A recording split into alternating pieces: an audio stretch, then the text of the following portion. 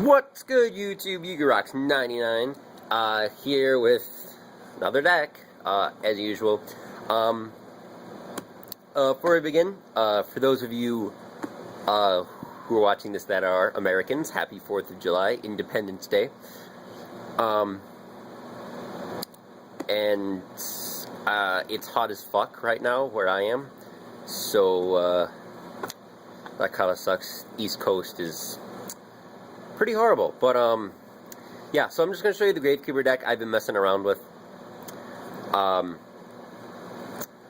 really like this deck right now. I think Necro Valley just is really amazing. It stops Kirkion, and it does some damage against Dragon Rulers, and of course, as usual, my focus isn't... Alright, yeah, so just going to get right into it. 3 Spy, 3 Obvious. I shouldn't have to explain a lot of this, because it's Gravekeepers. 2 Descendant, I decided to go down to 2 because 3 was giving me a lot of dead draws, and 2 seems to be working out alright.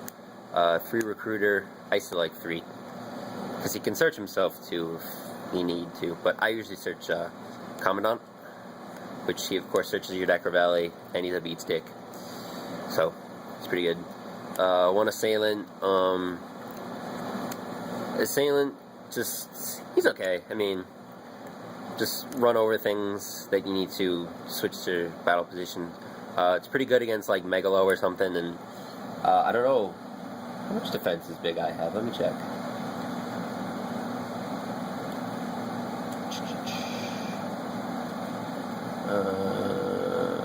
Okay. Okay, he can almost run over Big Eye. But if you have something else, you can run over it. Because Big Eye has 2,000 defense, so give him a Wonder One though, and he'll run over it. So yeah, or you can just use Guard. I like Guard. The thing with Assailant, like, it can be dead sometimes, and it can be live sometimes. So if I were to take it out, I'd replace it with a second Guard, because Guard's really good. And that's the lineup. I don't play Malefic Stardust just because I don't like that card right now. I know it protects Necro Valley, and, you know, it's a big beat stick, but the problem with it is none of your other Gravekeepers can attack, and just really slows down the game, and this already is a pretty slow deck, so it really just slows everything down, and I don't care for it. And, like, with these, like, a lot of, like, I just don't like it. I just put it that way. Because a lot of these get around bottomless, or most of these get around bottomless. So, anyway, spells, 3 Necro Valley, obviously, Heart and Soul of the deck, best card in the deck. It's absolutely phenomenal. It, you know, shuts down Kirkions, hurts, it can slow down Dragon Rulers, kind of. This deck isn't horrible against Dragon Rulers. There are definitely a lot worse matchups. Yeah, Necro Valley, it's pretty self-explanatory. It's insane.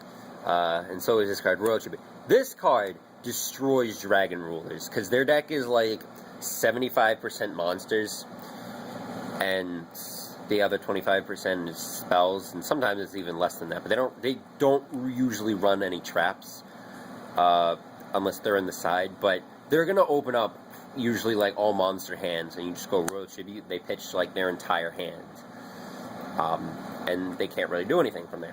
So you have Necro Valley, but Royal Tribute, it's so good. This would be ridiculous at 3. I don't think it'll ever go to 3, but back to 3, I should say, because it was once at 3. 2 Stel to just recycle things and salvage. 2 Duality.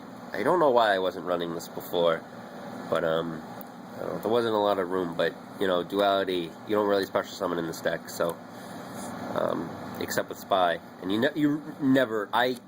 do not want to exceed with this deck.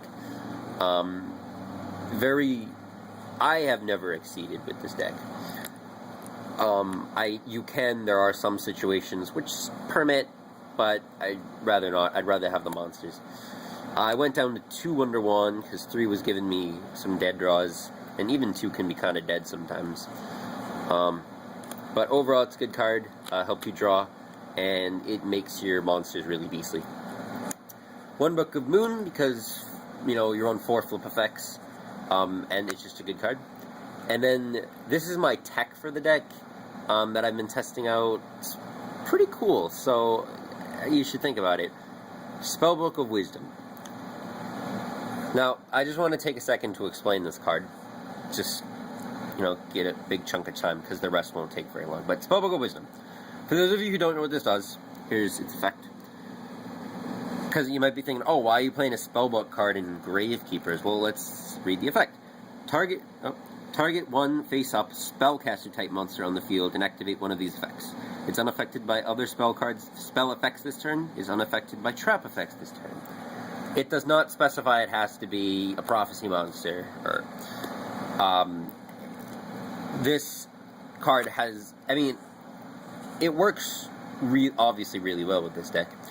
But you might be thinking, well, why don't you just use Forbidden Lance? You know, isn't it better than this? Well, to answer that, it's a little complicated. It's more or less of a personal preference, but here's the bottom line. Gravekeeper monsters are generally weak. Your strongest monster is 21 when he's on the field, and you don't always summon him. Yes, you can use Wonder Wand to pump up him to 25 or him to 26, but, you know, that's not always going to happen. So you're not really, this deck, the purpose of this deck isn't to run things over. It's not a beatdown deck. The purpose of this deck is to bring out your Descendants, to pop their things, and then, you know, swing for damage. Or, you know, run over some of their smaller monsters. So Lance, I know, because people use Lance, you know, they use like an honest effect, you know, swing, use Lance, weakens by 800, you run it over. Well, that can be useful in some situations. I don't feel that really permits me to use it in this deck. Now, on the other hand, Lance is also, of course, used to protect your monsters, and that's why I felt like a protection was necessary. Because this deck, while it has a very solid trap lineup, I felt like this can still be hurt by things like Dark Hole and Bottomless. Bottomless really hurts your Descendant. So, with that being said, you'd use Lance to protect it. But it also goes down by 800. And in a deck with monsters that are fairly weak, 800 is a lot. I mean, his attack, him alone, his attack is halved. He becomes an 800 for the rest of the turn. Which, you know, kind of sucks, especially if it's on their turn. They use, like, Dark Hole. You go Forbidden Lance, and then, you know, this guy becomes, like, 200 or 700, you know, or whatever, if just as an example. And then they'll just run it over anyway. So, and you'll, you know, take damage, too. So, that's why I feel Spellbook of Wisdom, they're not going to see it coming. So you're going to bring out your Descent, you're going to go Bottomless, and you go, oh, Spellbook of Wisdom? And he stays at 15, or, you know, 2,000. So, you know, people aren't going to really see this coming. If they're playing Prohibition, you know, they might call Lance. That would probably never, ever happen. But they're not going to see this coming. It's always a surprise.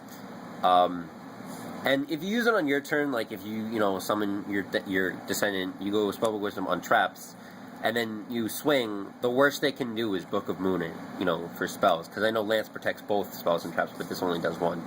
So, I think this is a cool tech. I'm going to be testing it out at locals this week, so we'll see how it goes. I know that was a really long explanation, so I'm just going to breeze through the rest. Traps are really staple. Solemn, 2 Bottomless, 2 Torrential, 2 Mirror Force, 2 Compulse, really good, 2 Fiendish, and 2 Starlight Road, because, you know, you play a lot of back row and stuff. Side deck. My side deck's only 14 cards, but I don't know. I don't know what to play as a random 15 card. 2 Phosphodina. It's awesome. 2 Gozen, Dragon Rulers. 2 Rivalry. Destroys Evil Swarms. Another tech. 2 Summon Limit. This card, if you don't know what it does, neither player can summon more than twice per turn.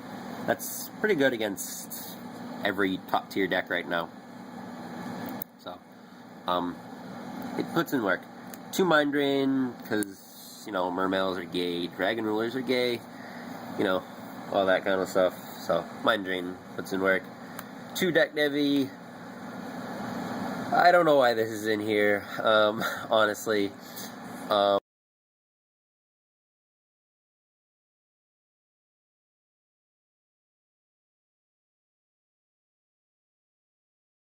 Um, um, yeah.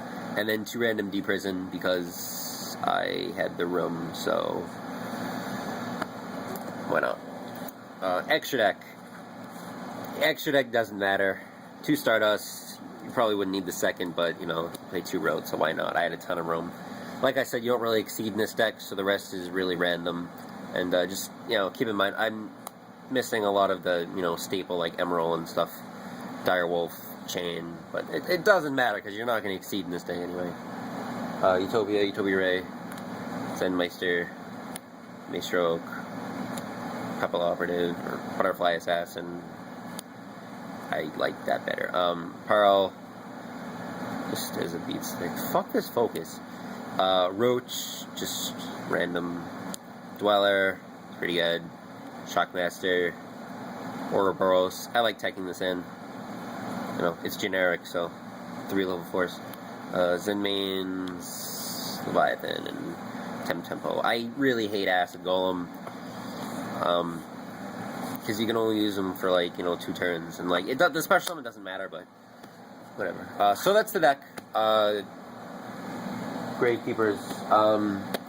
Yeah, so just let me know what you guys think. Remember to thumbs up this video, comment, and subscribe. So, thanks, guys. Happy 4th.